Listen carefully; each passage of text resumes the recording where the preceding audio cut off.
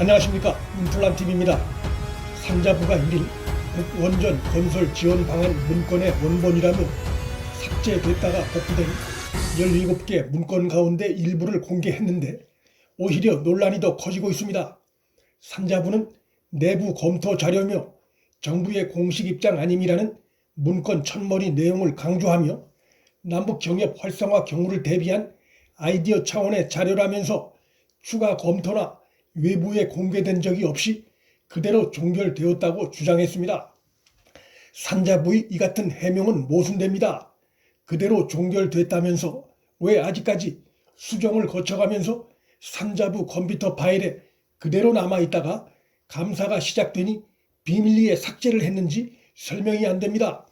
문건 결론에 향후 비핵화 조치가 구체화되고 원전 건설이 가시화되는 시점에 세부적인 추진 방안에 대한 추가적 검토가 필요하다라고 덧붙인 점은 문건의 방안이 종결된 것이 아니고 진행형이라는 것을 강하게 시사하고 있습니다.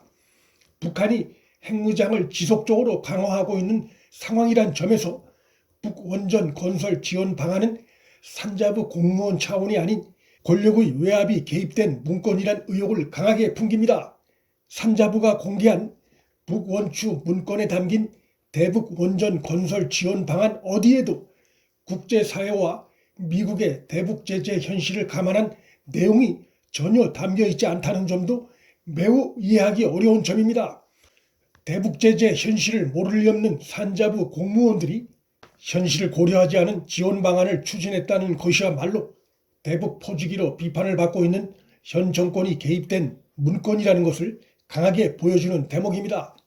산자부가 1일 공개한 문건이 원본이 맞는가에 대한 의문도 제기되고 있습니다.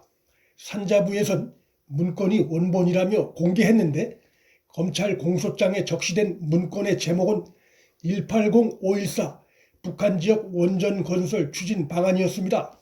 제목에 달린 숫자는 2018년 5월 14일에 작성했다는 의미로 풀이되고 있습니다. 하지만 산자부가 원본이라며 공개한 문건엔 180514라는 숫자가 삭제된 상태였습니다. 즉 생성 날짜가 생략된 상태입니다. 또한 생성한 사람의 이름도 빠져 있었습니다. 정부에서 고위직을 지낸 경험이 있는 한 인물은 언론과 인터뷰에서 양식은 청와대에 보고하는 양식이 맞는데 문서 생성 날짜나 생성한 사람 이름이 없는 게 이상하다고 지적했습니다. 이러한 상황은 산자부가 원본이라며 공개한 문건이 사람의 손을 탔다는 의혹을 짓게 합니다. 이것은 산자부가 공개한 문건과 검찰이 공소장에 첨부한 문건 중 둘 중 하나가 원본이 아닐 수 있다는 것을 보여주는 정황이기도 합니다. 북원전 문건은 2018년 5월 14일에 처음 작성된 버전 1.1과 이튿날 수정된 버전 1.2가 존재하는 것으로 알려져 있습니다. 물론 또 다른 버전의 문건이 존재할 가능성도 있습니다. 산자부 해명엔 검찰에 의해 공개된 문건과 자신들이 공개한 문건에 왜 이런 차이가 나는지에 대한 설명이 빠져 있습니다. 산자부가 공개한 문건이 원본이 아니거나 언론에 공개되기 전 인위적으로 손을 탄 의혹을 배제하기 어렵게 됐습니다. 손을 탔다면 그건 더 이상 원본이라고 볼 수 없습니다. 대북 원전 건설 지원 방안 관련한 의혹을 풀기 위해서라도 문재인이 김정은에게 건넨 USB 속 지원 방안을 공개해야 한다는 목소리가 커지고 있습니다. 북한 정권이 우리와 군사적으로 대치하고 있는 집단이란 점에서 그런 요구가 더욱 커지고 있습니다.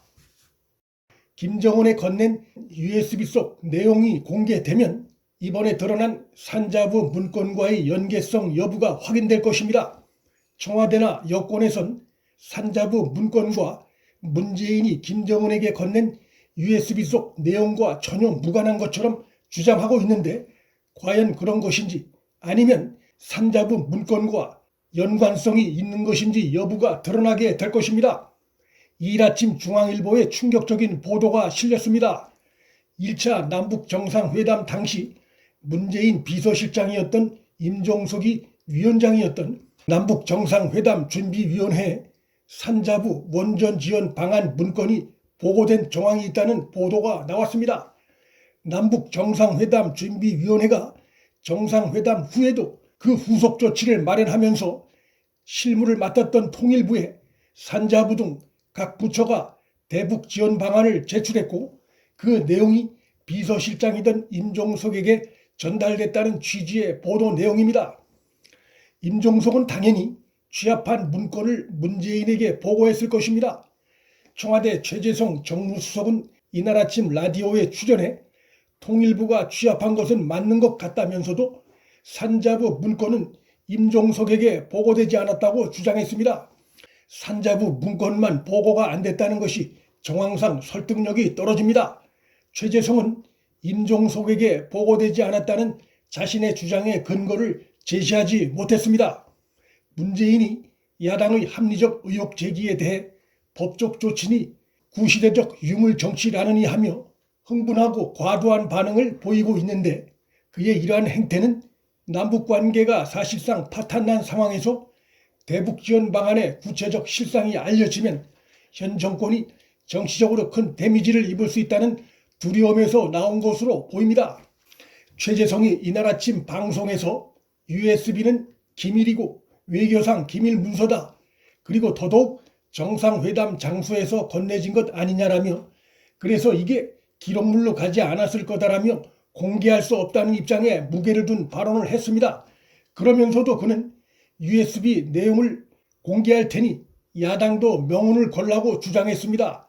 이러한 그의 발언은 공개할 수 없으면서 공개할 수 있을 것처럼 야당을 겁박하는 일종의 쇼나 다름없는 발언입니다.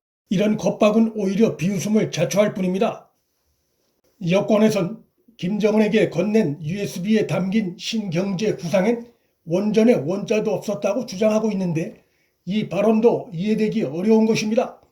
북한이 제일 원하는 게 전력 지원이란 점에서 또 화력발전소 건설은 북도 원하는 방식이 아니고 신재생 에너지 지원은 효율성이 떨어진다는 점에서 정부 부처인 산자부 문건으로도 드러난 원전 건설 지원 추진에 대해 이같이 무조건적인 반박을 하고 야당을 겁박하는 태도는 설득력이 크게 떨어집니다.